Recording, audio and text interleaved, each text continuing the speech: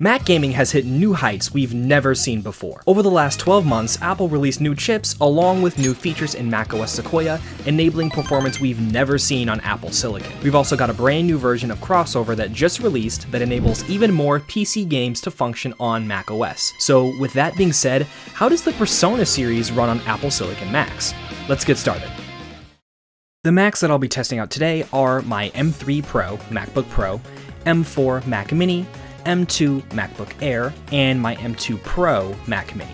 I won't be testing every single game on every single device until we get up to the newer stuff. Just like my last Mac gaming video, I'll be sorting games by the system that they're on. Up first is PlayStation 1. PS1 is easily playable through RetroArch or DuckStation. For the sake of simplicity though, I'll be using DuckStation. No matter the resolution scale, any Persona game I throw at this runs fine. All these games are sprite-based with minimal 3D, so you're not exactly pushing your Mac in this scenario. PlayStation 2 is up next, and again, we're not exactly pushing our hardware here. We've got Persona 3 FES and Persona 4 to test, which both run perfectly through PCSX2. PCSX2 is actually still an Intel binary, but it works perfectly through Rosetta. It was recently updated to sport a native metal backend, so performance is awesome. On the M3 Pro, I can easily push a 6x resolution scale with no issues. On the M2 MacBook Air, you'll be able to push around 3 to 4x with no performance penalty. Both Persona 3 and Persona 4 perform about the same since they're basically the same game with a different coat of paint, at least in a technical sense. If PCSX2 is giving you trouble, there's also a Mac port of Aether SX2, but that emulator hasn't been maintained in ages, so I'd stick with PCSX2. PlayStation Portable is another super easy system to emulate. Testing out all the Persona releases on there, they run great. And no reason why they shouldn't, since I can run all these games on an iPhone 8, and if you want to see that kind of video, let me know in the comments below. We're finally at the point where I can talk about PC ports, as Persona 3 Portable has a PC port on Steam. The port itself is terrible, but it at least works here on Mac. I have the game on the high preset, and it's running great at 120Hz, although it's dropping frames when transitioning from one scene to the next.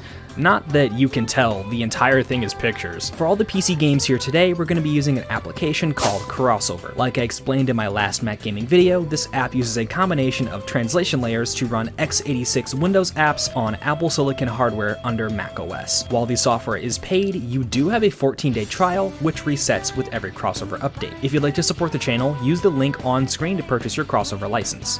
Please. After PSP is PS3, and thankfully there's really nothing exclusive to this platform anymore. PS3 is notoriously hard to emulate well, as noted in my last Mac gaming video. Persona 4 Arena has the Ultimax version on Steam, and Persona 5 obviously has Royal on Steam. If you want to play the original Persona 5, it does work, but like, why are you playing this?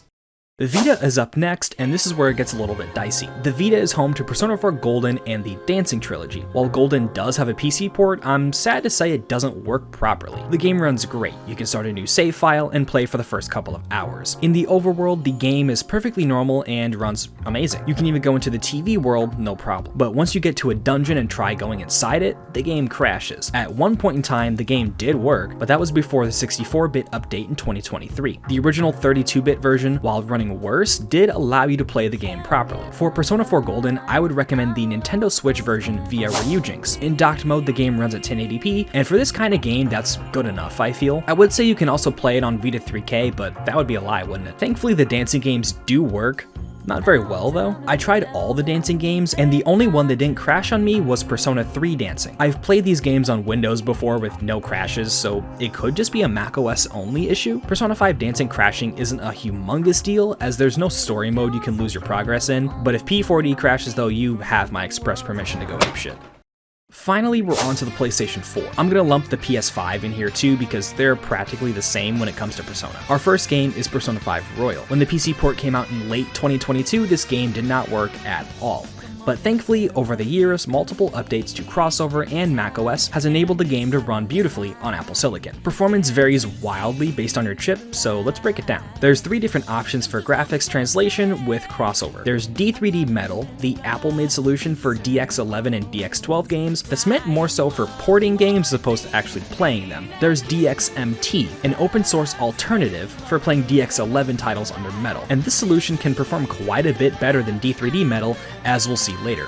Then there's DXVK, which honestly doesn't really have a purpose nowadays. Very rarely will a game perform at its best under DXVK. On my M3 Pro, I can easily hit over 60 FPS on the high preset under DXMT. For stability's sake, I would recommend running the game with a 60 FPS lock. With the 120 FPS cap, the game is obviously not hitting that, so it looks and feels significantly more jittery. On the M4, the story stays the same. With D3D Metal, you can sorta hit a consistent 60 FPS, but you're going to drop frames a lot, especially when you transition to a negotiation mid-battle. But under DXMT, I don't think I saw the game dip under 60 once. It's that good. M2 Pro is, again, basically the same story. Fine performance under D3D Metal, but amazing performance under DXMT. When I initially tested Persona 5 Royal a few months ago, performance was terrible, but now it's actually quite good. The game runs close to 60 FPS at 1080p with the high preset under DXMT. D3D Metal runs it fine, but the frame pacing and shader stutter were much worse. Changing any setting other than the resolution scale didn't change too much in my testing. Persona 5 Strikers is up next, and I blame Koei Tecmo for every problem this game has. Any pre-rendered cutscene, whether it be the anime ones or the 3D ones, do not work. This game uses a video codec that isn't supported in crossover, so you need to modify a file to even get the game to boot. Once you're in, performance is fine. The game has a 60 FPS cap, so most of the Macs are going to saturate that pretty easily. The only way I can get these machines to drop frames is if I set the resolution to 1440p, and even then it's not the worst drops in the world. The M2 MacBook Air can run Persona 5 Strikers alright enough. Under DXMT, we're hitting 60 FPS majority of the time, until there's a lot of enemies on screen. Some of the flashier attacks can inflict big performance dips as well. Back when I tested this 4 or so months ago, performance was dubious at best, but now it's actually really good. Both Apple and Weavers have put in serious work to get Mac gaming to the place it's in today, and it shows. If you can, I would just play this game on something else until cutscenes are working. Up next is Persona 4 Arena Ultimax. It's so unimportant, I almost forgot to write the script for it. But anywho, it runs. For some reason my metal HUD isn't working and the game is a bit stuttery in the menus, but once you're in a match, the game runs great. The settings don't matter much, but just keep in mind that the game is locked to 60 FPS. The reason why the metal HUD isn't showing up is due to the fact that the game isn't using DirectX 11. I think. Basically, every DX11 game I've ever tested supports the metal HUD and disables a Steam overlay, but this game is the exact opposite. The only way this could be the case is if the game isn't using DX11 and is falling back on Wine D3D or DXVK to actually run the game. But after some research, this game is 64-bit and is seemingly DX11, so why is it doing this? I don't really know. But regardless, the game runs, so it doesn't matter much. After more testing, I did notice an issue. If you try to play online, you won't be able to match with anybody. I'm not sure if this is because no one's playing it or because the online play is broken through Wine, but regardless, online's a no-go for now. Persona 5 Tactica is up next, and we're finally getting back into positive territory. All these machines are able to play the game great. On my M3 Pro, under DXMT, we're hitting basically 120 FPS all the time. There's some stutters due to shader compiling, but it's not that bad. I've got the settings basically maxed out at 1440p, and it's handling it like a champ. For the weaker chips, performance is similar, but you might have to lower the resolution scale a tad. On the M2 specifically, performance is fine, but not ideal by any means. With DXMT, we're hitting 60 FPS until the system gets hot, then we drop down to around 51. If you have the same chip in your Mac, but it has active cooling, your performance should be much, much better. Persona 3 Reload is our last Persona game on the list, and once again, it runs quite well. The game is DX12 only, so we have to use D3D Metal. As long as you make sure Reflections is turned off, performance is great, so I put everything to its highest option. On the M3 Pro, I'm hopping between 120 and 60 FPS, but while that sounds distracting, once you switch the FPS cap to 60, it feels great. The M4 Mini is largely the same story, though it can dip under 60 in the dorm and around school with the right settings. And again, the M2 Pro is very similar to the M4. And the M2 MacBook Air is dying under the stress of cooling itself, as performance is highly dependent on how chilly the laptop is. And because this video isn't long enough, let's get into some other Atlus games on Steam. Shin Megami Tensei 3 Nocturne HD Remaster is up next, Jesus Christ, and it technically works.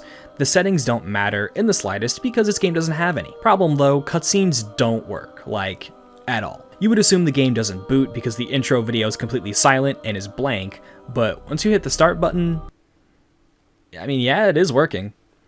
Not properly, but hey, we'll take it. In the game proper, we're obviously hitting the 30 FPS cap, no problem. I'm not sure if the 60 FPS mod works. I haven't really bothered trying since there's not much of a point.